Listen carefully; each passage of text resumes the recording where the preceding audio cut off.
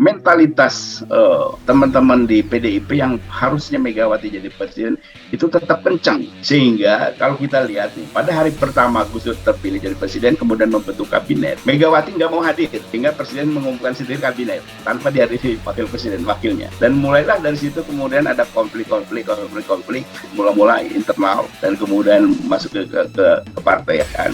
Dan puncaknya adalah ketika ketua partai berkumpul di Kebagusan tanggal 22, kemudian tanggal 23-nya sidang dilanjutkan, kemudian kita mengeluarkan dekret. Nah, sampai di sini mudah-mudahan bisa jelas bahwa Gus Dur mengeluarkan dekret itu karena ada persoalan.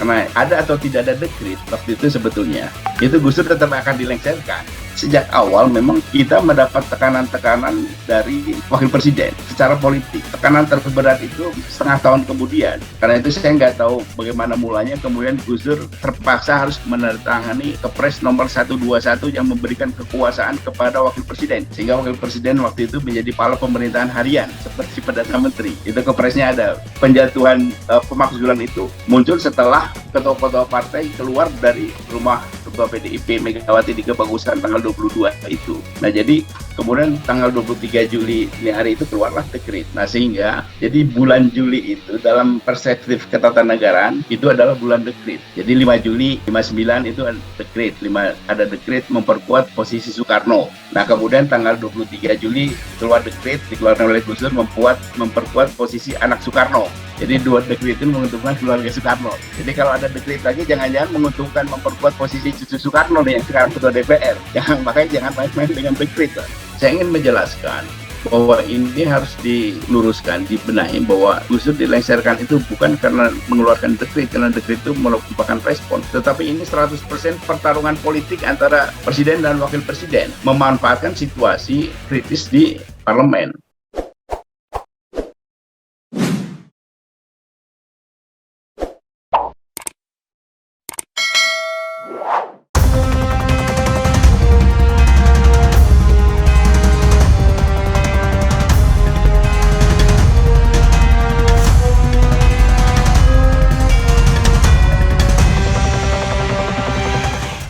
Gus Dur ingin menyelesaikan persoalan bangsa ini yang waktu itu hiruk pikuk itu bisa cepat selesai, ada persatuan nasional, ada kelompok nasionalis, Poros Tengah dan Golkar dan lain-lain bisa bersatu, kemudian kita membangun bangsa yang sedang krisis. Nah, tetapi mentalitas teman-teman di PDIP yang harusnya Megawati jadi presiden itu tetap kencang, sehingga kalau kita lihat nih, pada hari pertama Gus Dur terpilih jadi presiden kemudian membentuk kabinet, Megawati nggak mau hadir sehingga presiden mengumumkan sendiri kabinet tanpa dihadiri wakil presiden wakilnya, dan mulailah dari situ kemudian ada konflik mulai internal dan kemudian masuk ke partaian, dan puncaknya adalah ketika ketua partai berkumpul di Kebagusan tanggal 22, kemudian tanggal 23-nya sidang dilanjutkan, kemudian kita mengeluarkan dekret. Nah, sampai di sini mudah-mudahan bisa jelas bahwa Gus Dur mengeluarkan dekret itu karena ada persoalan. Karena ada atau tidak ada dekret waktu itu sebetulnya, itu Gus Dur tetap akan dilengsarkan.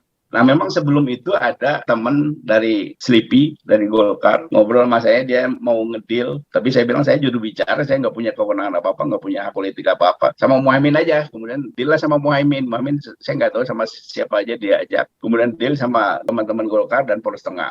Hasilnya adalah, kalau Gus Dur mau datang, ini belum ada dekret ya, kalau Gus Dur mau datang ke sidang istimewa, ngomong apa saja lah, terserah Gus Dur, nanti kita voting, Gus Dur menang. Nah, tetapi dia bilang, dia minta cuma 3 menteri, hanya 3 menteri, Menteri Keuangan, Menteri Dalam Negeri, sama Jaksa Agung. Nah, Muhaimin laporlah sama Gus Dur, saya temenin, saya ikut lapor sama Gus Dur. Gus Dur bilang, wah ini nggak bisa nih mau mempertaruhkan nasib bangsa. Dia bilang begitu, ya udah gitu, lawan aja sebisa-bisanya. Gus Dur bilang, saya mau bujuk Gus Dur, biarin aja cuma 3 menteri lah, nanti kan di tengah jalan kita bisa ganti lagi. Gus Dur bilang nggak bisa buat main-main, ini urusan bangsa. Ya kalau kita kalah ini resiko politik. Jadi Gus Dur memahami betul resiko politik itu, kalau tidak diangkat ya dijatuhkan. Awalnya adalah yang saya lihat itu memang konflik batin wakil presiden dengan presiden itu cukup kuat sehingga akhirnya masuklah urusan-urusan pribadi tadi yang Bang Rizal sampaikan. Kan kalau kita nggak suka sama orang kan kemudian bisa muncullah hal-hal pribadi diungkit-ungkit. Nah, tapi itu bagian dari gaya hidup Gus Dur. Nah, jadi sejak awal memang kita mendapat tekanan-tekanan dari wakil presiden secara politik. Tekanan terberat itu setengah tahun kemudian. Karena itu saya nggak tahu bagaimana mulanya kemudian Gus Dur terpaksa harus menandatangani Kepres nomor 121 yang memberikan kekuasaan kepada wakil presiden. Sehingga wakil presiden waktu itu menjadi kepala pemerintahan harian seperti Perdana Menteri. Itu kepresnya ada. Refli bisa ngecek juga tuh bagaimana situasi waktu itu presiden. Nah, kemudian dalam konteks yang lain, tekanan-tekanan itu. Tadi Bang Wadian juga bilang soal Bulog itu. Kita tahu kenapa kita anteng-anteng aja dengan ada pansus segala macam, karena kita tahu kita tidak terlibat dan tidak akan menjadi apa-apa. Nah, yang menarik adalah kemudian saya bertemu dengan Andi Sarandi. Ini dari Transparansi Indonesia, dari TI Geng itu, geng anti korupsi. Dia cerita bahwa salah satu yang mendesain pansus ini soal sapuan yang 35 miliar itu, dia ikut menjadi bagian dari situ dan itu didesain di rumahnya tokoh PDIP di Jalan Jenggala. Tokoh PDIP waktu itu namanya Arifin Padigoro. Jadi rapat-rapat pansus itu ada di rumah Arifin Padigoro, PDIP. Kemudian Sri Mulyani hadir di situ juga, memberikan masukan-masukan. Jadi memang sudah ada desain waktu itu. Andi itu bilang, ini terlalu kecil untuk menjatuhkan presiden, masa 35 miliar. Kemudian dirancanglah, pokoknya ini untuk trigger. Nah, jadi kita paham betul bahwa waktu itu memang Bulog itu, pansus Bulog itu untuk trigger memanaskan situasi.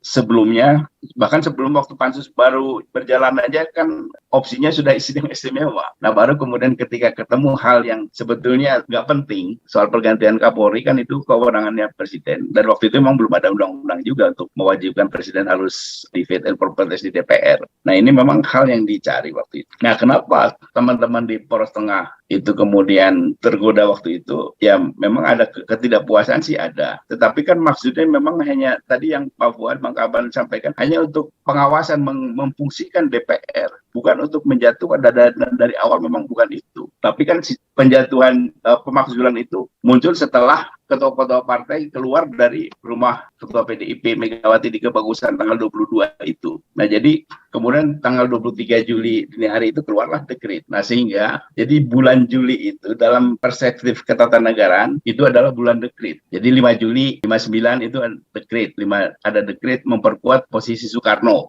Nah, kemudian tanggal 23 Juli keluar dekret dikeluarkan oleh Gus Dur memperkuat posisi anak Soekarno. Jadi dua dekret itu menguntungkan keluarga Soekarno. Jadi kalau ada dekret lagi jangan-jangan menguntungkan memperkuat posisi cucu Soekarno nih yang sekarang ketua DPR. Makanya jangan main-main dengan dekret.